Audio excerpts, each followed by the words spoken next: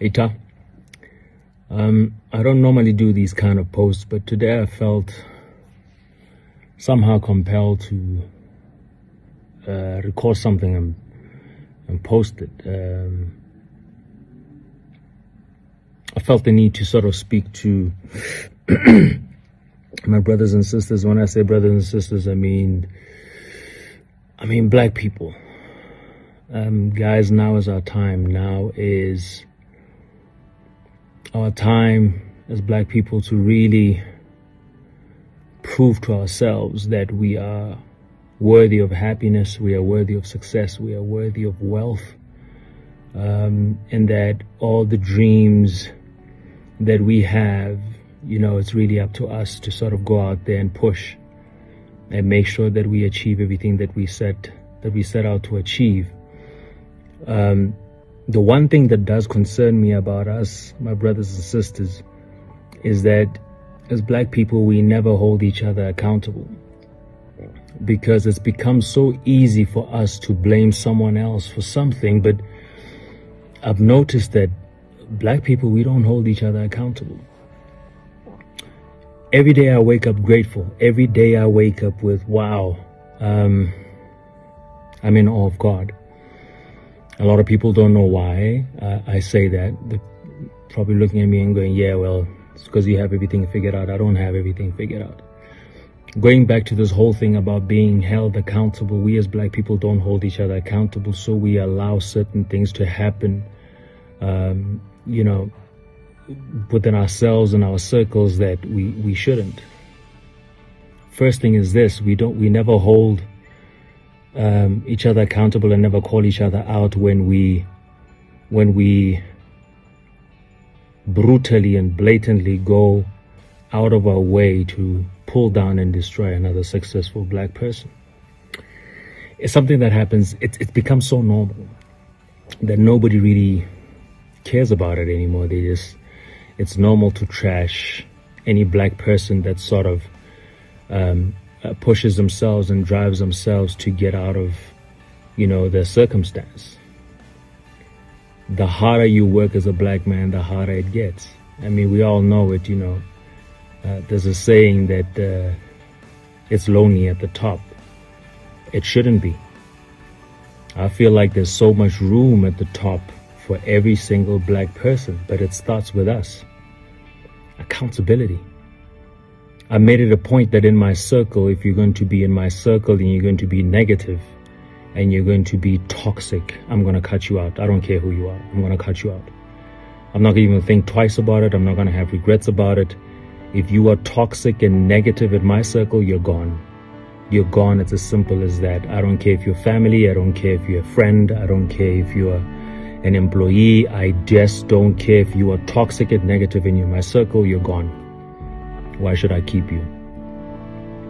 That's what we need. That's the first thing we need to do.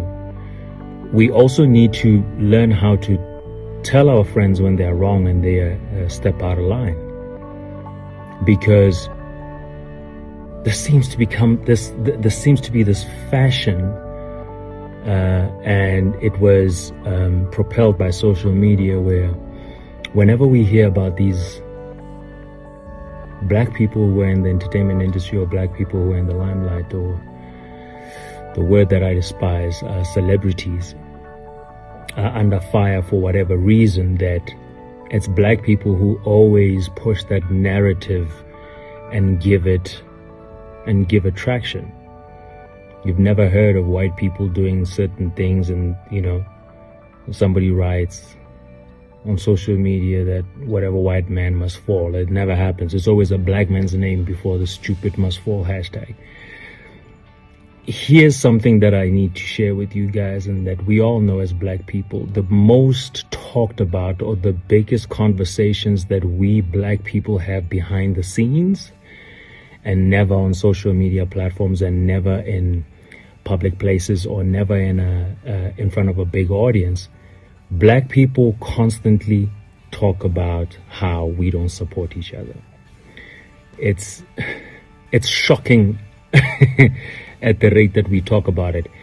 We speak about black on black hate every single day behind the scenes in private conversations, but nobody ever takes it to a public forum.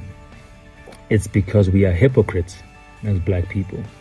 We are the biggest hypocrites, and actually we are the biggest problem in our own self-advancement in life.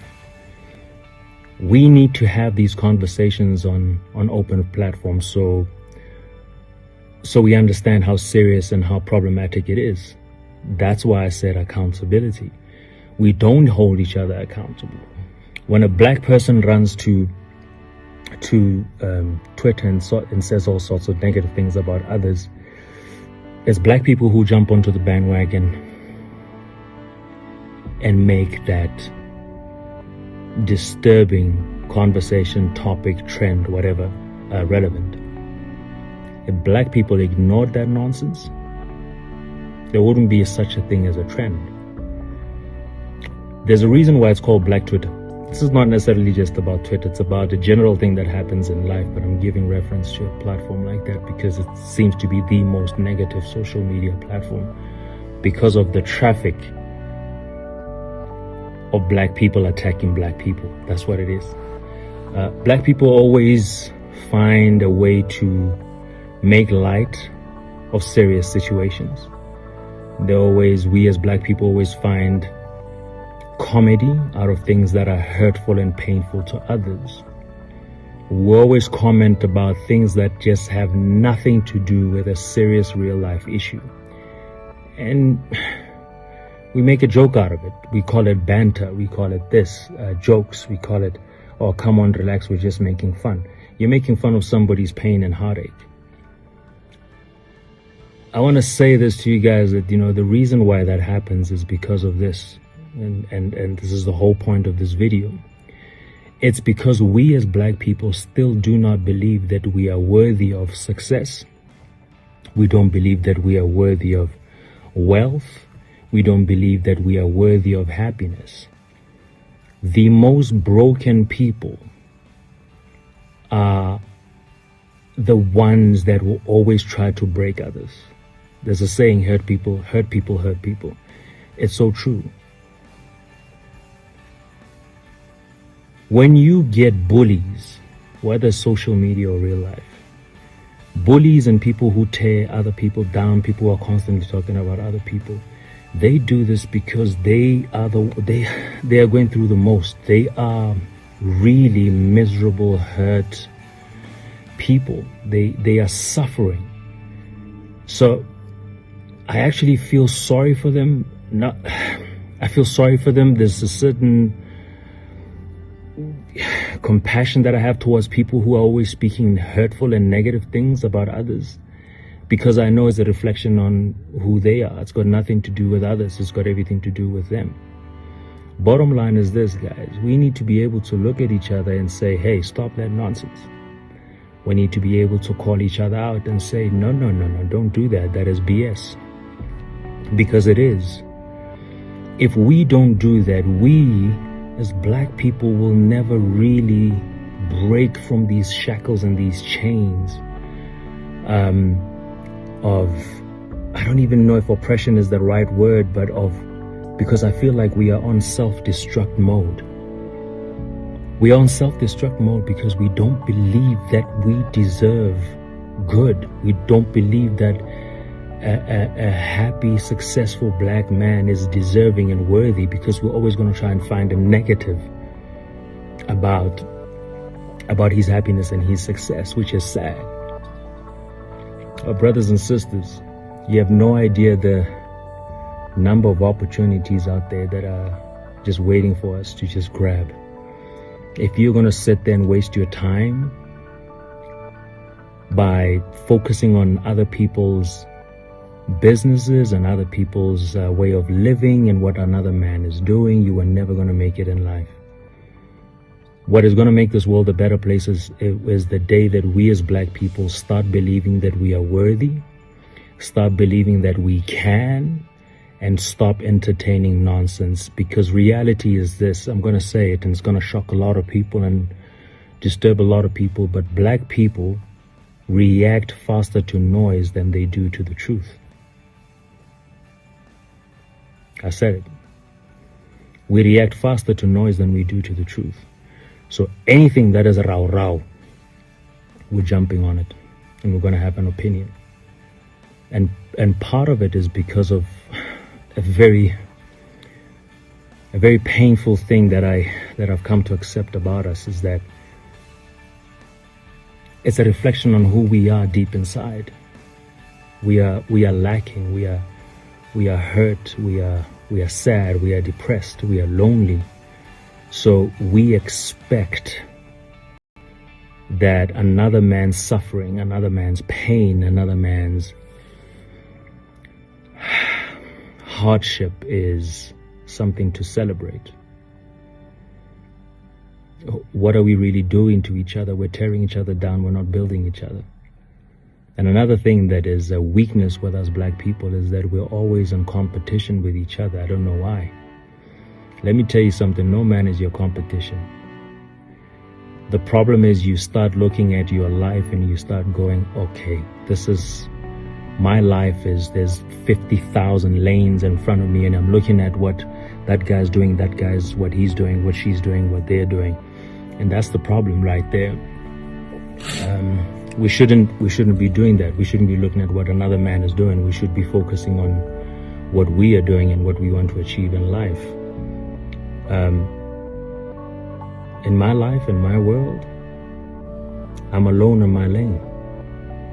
This is my lane, and it's just me. There's no other man, no other human being in this lane that is in front of me. A lot of people ask me how I do it. How I do what? I asked them, how do you succeed? And I said, you assume that I'm successful based on your own ideas on what success is. But let me tell you what success is to me. Success to me is finding inner peace in the life that I'm so blessed to live. It's not about materialistic things. It's not about money. It's about being very happy in the life that I believe I'm blessed to live. Every day that I wake up is a blessing. Every day is a gift. I am successful because I feel extremely grateful for what God has done for me. And that one of the biggest gifts that God has ever given me is the spirit of gratitude. The spirit of gratitude makes me appreciate things as they come. I say this to a lot of people. I say, I never feel like I lose in life. Yet I get hit with losses on a daily. It's tough. Being a black entrepreneur, it's extremely hard. A lot of entrepreneurs know what I mean when I say that. We are hit with challenges that are beyond us. But one thing that should not be one of those challenges is constantly fighting and trying to prove ourselves within our own, or explain ourselves to our own. Somebody said to me the other day, which is something that I hear always. This dude walks up to me and he says, let me know how you got those tenders that you got, because there's no way you can afford the car that you drive with what you do. And I was saddened by that statement, because this was a young black man who honestly feels like I cannot be a black man and drive what he assumes is a car that was meant to be driven by white people. That's very sad. Our perception of being black and successful is that you cannot be black and successful because you cannot be black and successful and be on the straight and narrow. You have to be corrupt. Breaks my heart. That's how little we think of each other as black people. So you see, the problem is actually not any other race or any other human being. The problem is us.